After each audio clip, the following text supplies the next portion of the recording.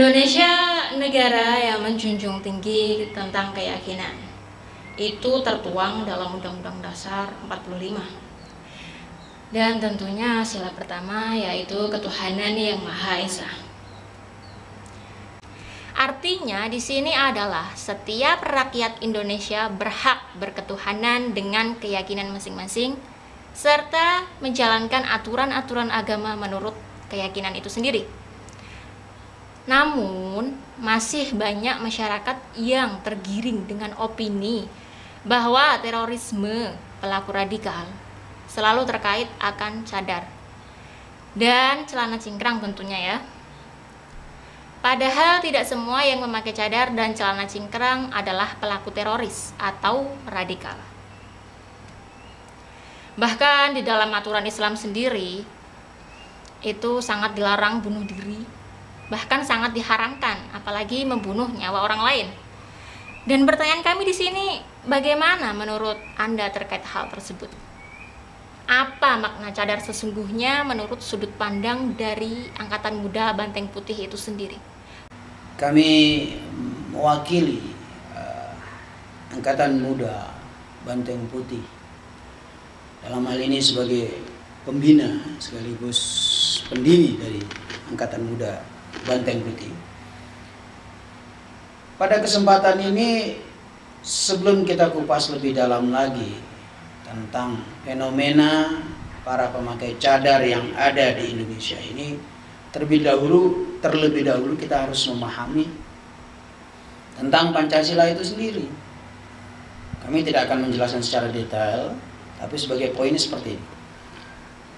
Poinnya adalah negara yang berideologikan Pancasila yaitu NKRI, Negara Kesatuan Republik Indonesia, sangat menghargai, sangat menjunjung tinggi, bahkan melindungi setiap warga negara Kesatuan Republik Indonesia. Dicatat ini, digarisbawahi.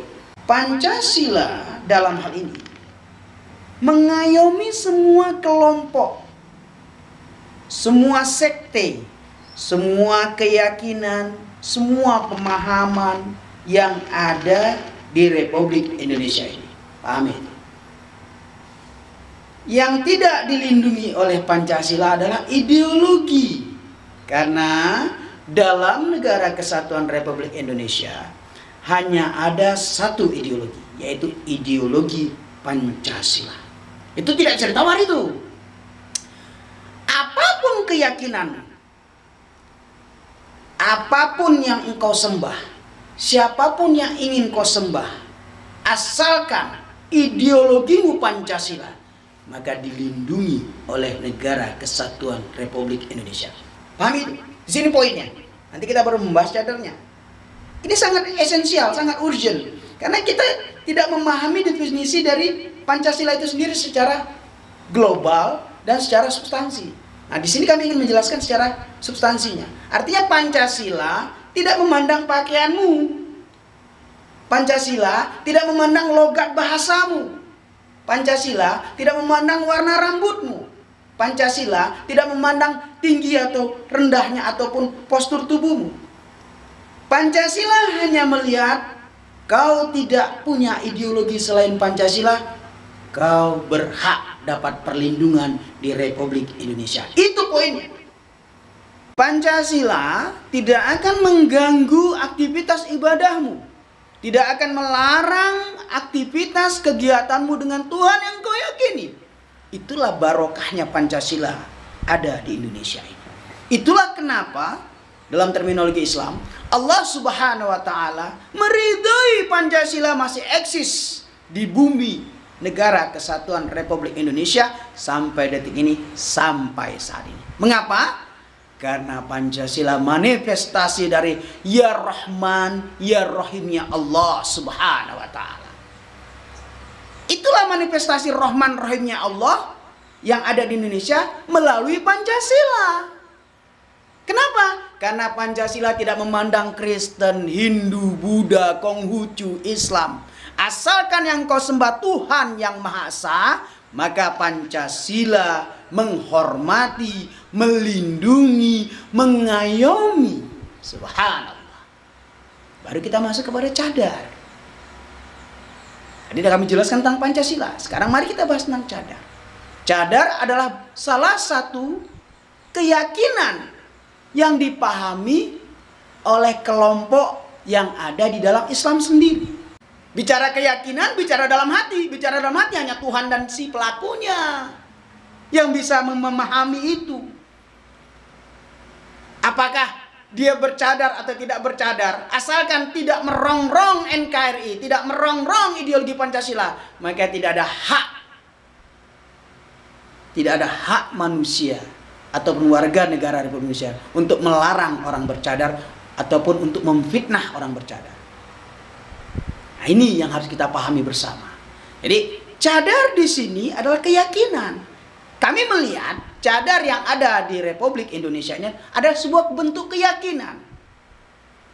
Lain hal kalau cadar di Indonesia adalah sebuah budaya, maka kita harus mengkritik, menegur. Karena itu akan merubah budaya Negara Kesatuan Republik Indonesia. Kita punya budaya leluhur, tapi kita harus hormati keyakinan yang dianut oleh sebagian umat Islam. Radikalisme itu bisa di kepala siapapun. Mau dia bercadar, mau dia tidak bercadar. Kalau sudah memang di otaknya ada radikalisme. Ya, contoh misalnya. Begal, itu kan radikal. Membunuh orang, itu kan radikal.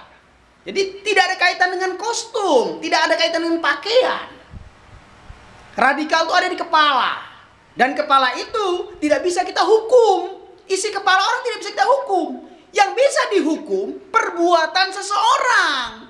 Artinya implementasi dari pemikiran seseorang akan bisa dihukum manakala hasil pemikirannya tersebut berbuat onar di Negara Kesatuan Republik Indonesia, membuat rusuh di Negara Kesatuan Republik Indonesia, baru dia terhukumi oleh hukum NKRI. Pakai kostum tertentu, bercadar, langsung kita hukumi, tidak bisa. Iya, memang pelaku-pelaku teroris itu bercadar dan celana cingkrang, katakan begitu. Tapi kan tidak semua seperti itu. Begal itu lihat, pembunuh itu lihat, penjamret itu lihat. Jadi kita tidak boleh terhasut, terprovokasi.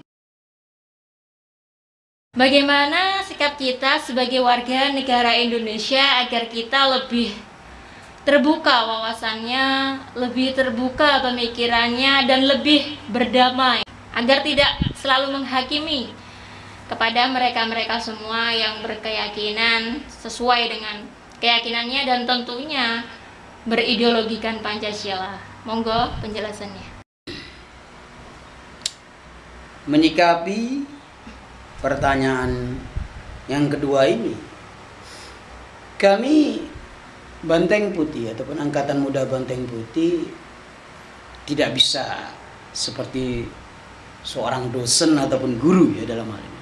Karena dalam ini kami juga bagian dari masyarakat. Hanya saja kalau diminta saran bagaimana caranya agar wanita-wanita bercadar bisa diterima oleh masyarakat Indonesia secara luas, sederhana saja, hanya waktu yang bisa menjawab. Itu jawaban pertama. Artinya tetap saja menggunakan cadar, tunjukkan kepada masyarakat Indonesia bahwasanya wanita bercadar tidak seperti yang mereka imajinasikan, tidak seperti yang mereka asumsikan selama ini. Pastinya akan ada benturan-benturan di lapangan. Itu hal yang biasa. Karena kita hidup di dunia ini, apa sih yang tidak berbenturan? Sesama saudara kandung saja kita berbenturan. Apalagi yang bukan sekandung. Jadi itu hal manusiawi. Mungkin ada pesan-pesan untuk masyarakat luas di masyarakat Indonesia, khususnya di Negara Kesatuan ini ya, dari Angkatan Muda Banteng Putih itu sendiri, bagaimana caranya agar kita selalu berpikir positif kepada siapapun itu, tidak memandang fisik, tidak memandang keyakinan, dan kita akan selalu legowo dengan sebuah perbedaan. Monggo. Kami akan memberikan sedikit advice ataupun saran ataupun arahan, tapi tidak menjadi suatu ketetapan mutlak. Karena kami menyadari kami ini bagian dari masyarakat. Kami hanya bisa menghimbau saja. Ini bukan suatu kepastian, apalagi suatu kepastian hukum, tidak tentunya. Artinya dalam hal ini, dari masyarakat luas, khususnya Negara Kesatuan Republik Indonesia, masyarakat luas, rakyat Indonesia, ya kami berharap besar untuk bisa menerima perbedaan yang ada di Republik Indonesia ini. Apapun itu, orang bercadarkah, aliran keyakinankah, kejawenkah, Islam kejawenkah, apapun itu harus bisa dihargai dan dihormati selagi beliau-beliau ini ataupun kelompok-kelompok ini tidak merongrong ideologi Pancasila. Itu poinnya di situ. Mau berapa kelompok pun ada di Indonesia ini, terima, hargai cara mereka menyembah Tuhan yang mereka yakini. Selagi mereka tidak mengotak-atik ideologi Pancasila, maka terima mereka dengan lapang dada. Oleh karena itu, hormati, hargai,